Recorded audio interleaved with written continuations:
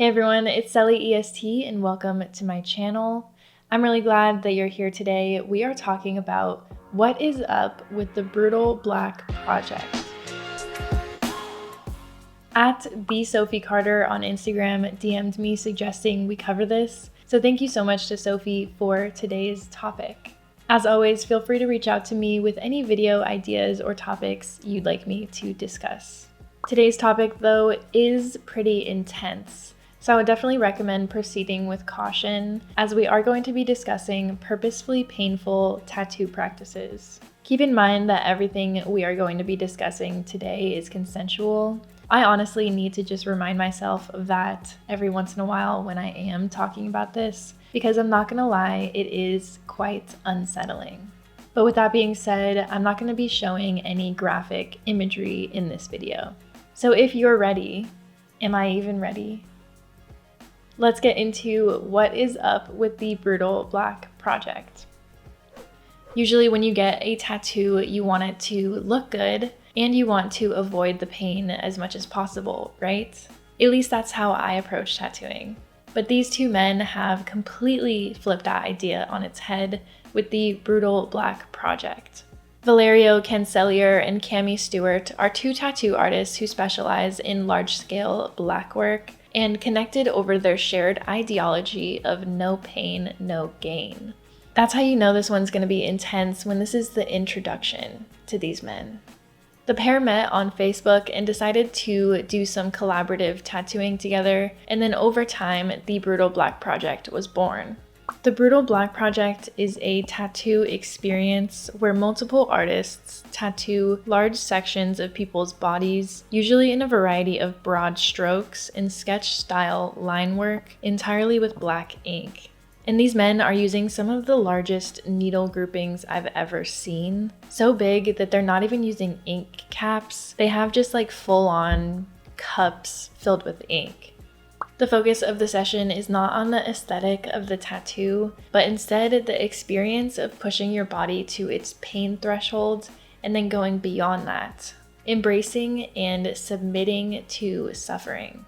There is no design that's agreed upon prior. The tattoo artists are given free rein to tattoo anywhere they'd like. Usually this involves the face, the neck, the hands, the arms, honestly really anywhere. And the participant is lied down, sometimes forcibly pushed down to endure more tattooing. Those who undergo this experience agree to being tattooed like this until they are physically unable to continue. So these sessions last many, many hours, and they only take breaks for, quote, puking and crying. Yeah.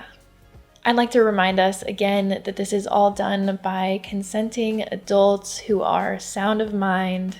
At least I think that that's the case.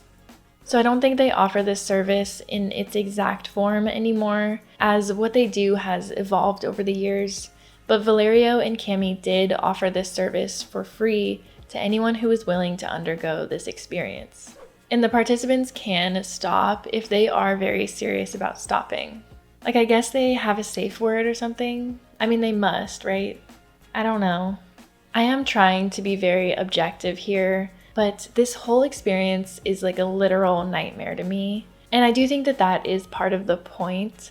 It's so intense. So I think for people involved, letting go of that absolute fear is probably a huge part of this as well. So if you've watched some of Ink Magazine's YouTube videos, you might recognize tattoo artist Michela Bottin. And actually, if you're watching this video right now, it's very likely that you do watch those videos because YouTube tells me you guys like those videos too. And I think that's cool because I like them, you like them, we have so much in common. Michela is a really talented Italian tattoo artist who is based in New York City, and she tattoos at Soho Ink in New York City. So Michela has been through the Brutal Black Project, and in an interview with Ink's magazine, she said the experience is really scary and you feel like you won't make it. And then when that moment passes, you feel adrenaline in your skin and you just want more. Michela said that she felt like the tattoos she had before didn't represent her.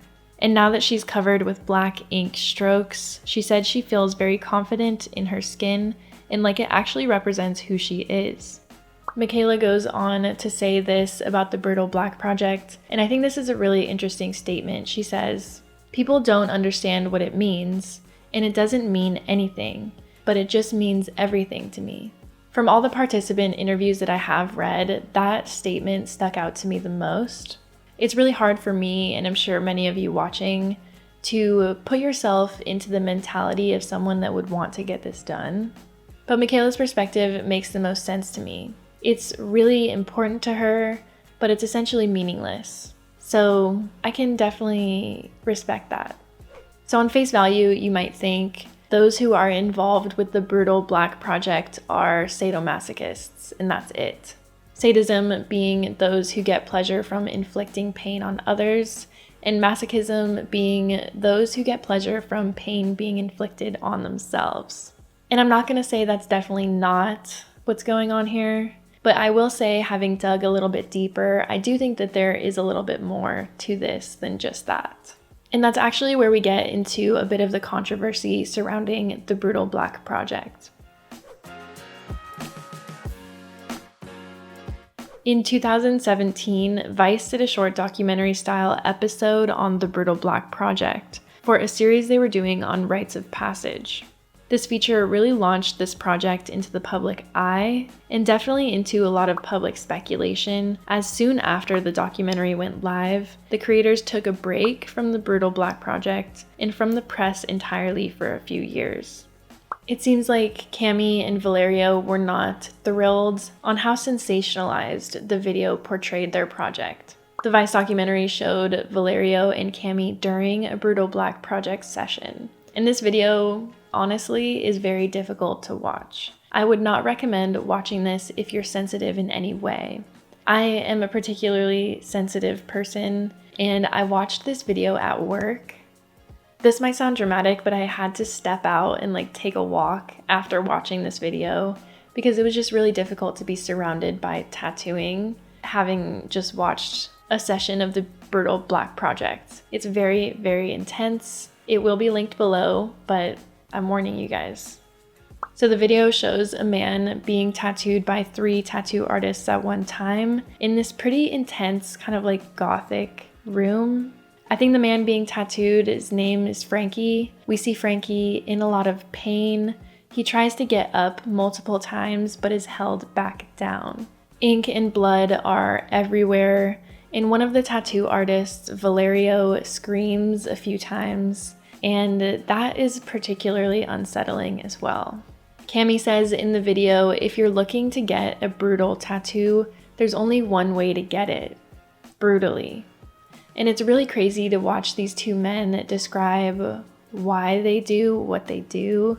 Essentially, they want people to face suffering head on and embrace pain.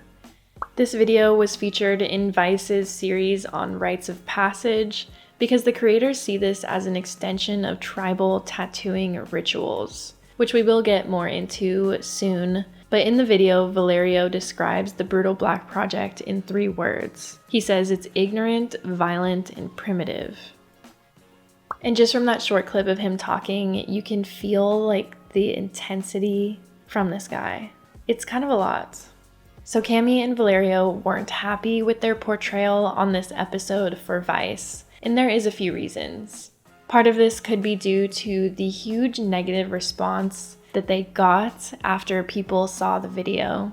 This negativity was particularly aimed at Valerio, and you can see this sentiment in some of the YouTube comments of the Vice video here. The top comment is, "Man with the beard likes to torture. Man with the mustache likes the art." Next, Valerio looks like he wasn't hugged enough as a child. "I feel so uneasy watching this. It's like a horror film or something I shouldn't be watching. It's sick." The Italian guy wanted to torture and force them. The Scottish man was actually willing to stop. Quote, "If you don't feel pain, you're not alive." I feel bad for that guy. The fact that they don't charge for this type of work shows they only want pleasure out of hurting people. I wouldn't be surprised if that dude has a few body parts in his fridge next to a jar of pickles. I'm Italian, and hearing Valerio speak his piece with such conviction and clarity is chill-inducing, to be honest. This person said there's a slight difference in translation with the subtitles, and he sounds so composed when he speaks each word. He really doesn't give an F about the person he's tattooing. There are a lot more, but the general sentiment is that there's something wrong with these individuals and this is bad what they're doing. So CVLT Nation interviewed Valerio a few years after the project, and he said that there was a few things going on that day that kind of misrepresented the Brutal Black project. So there is a third tattoo artist in the room who is never named in the documentary besides Cami and Valerio. And this is because Valerio was really upset with this third artist. Apparently, Valerio didn't know him prior to filming. And allegedly, according to Valerio, the third artist gave Frankie a heavy dose of opiates prior to the session. And Valerio saw this as just a huge betrayal to the project and was really upset with that third artist. So when we see Valerio screaming in the video, Valerio says he was actually screaming at that third tattoo artist and not the client. Valerio went on to say, quote, "Brutal Black Project is not what it looks like in the video. We are not sadists. We're not here to torture people. This way of tattooing is complicated and potentially dangerous, also for the tattooist. It's incredibly technical. I pay extreme attention every second to what I do, and I'd never flip out on a client." It's hard not to agree with some of those commenters after watching the Vice video. And honestly, those are some of the thoughts that I had when I watched the video as well. So either Valerio was totally misrepresented in like a one-off weird session, or he's not being entirely truthful. We really can't say in the end of the day. I mean, there's nothing like against the law that's happening here, considering everyone knows what they're getting into and everyone's consenting to what's going on. It's just really, really unsettling, and it's a difficult portrayal, to say the least. What I thought was really interesting from the documentary is the emphasis that was put on how they're taking tribal ritual tattooing processes and just doing them today. So I wanted to look more into that because I hadn't heard of any ritualistic tattooing processes that were similar to this. Cami briefly talks about this when he was interviewed by The Fourth Wall, and he said, "The project is taking things back to the primitive, the rite of passage, pushing the limits of your inner self. How much do you want something? Can you see it through to the end? The marks left from the tattoo are only a reminder of what you learned about yourself during the process. To me, the marks left in skin are less important than the marks left in your mind." So it turns out that this is actually the case. For most, if not all, ancient cultures, tattooing was a ritual performed by a person of a certain status. They would tattoo specific designs on specific parts of the body, and this was all according to spiritual or religious beliefs at the time. And the tattoos were rarely purely decorative. According to Rosie Saunders reporting for Medium, the experience of getting tattooed was just as important as the marks left on your body. The aspect of enduring high amounts of pain is not prevalent in every culture, but for Mayans, getting a tattoo was painful. In Mayan civilizations, the tattooist would first paint the design on the body, then cut the design into the skin. The resulting scar and paint created the tattoo. The process often led to illness and infection, and Mayans who got tattoos were honored for their bravery during the process, as it meant they had the fortitude to deal with pain and suffering.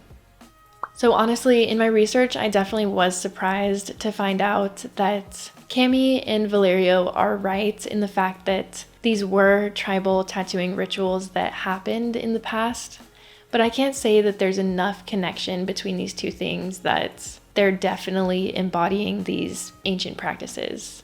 For me, they're just going way farther, I think, than what those rituals were, even though there is some sort of small commonality in the experience. But you guys will have to let me know what you think down below. because this one is really difficult to wrap your brain around. And I really want to know what you guys think about the ties to ancient tattooing rituals. Do you think that's kind of like an excuse, or do you think they really have something there? Let me know down below. But if you've made it to the end of this video, thank you so much. I really appreciate it. If you have, leave me this emoji in the comments so that I know that you are a real one. Bye everyone.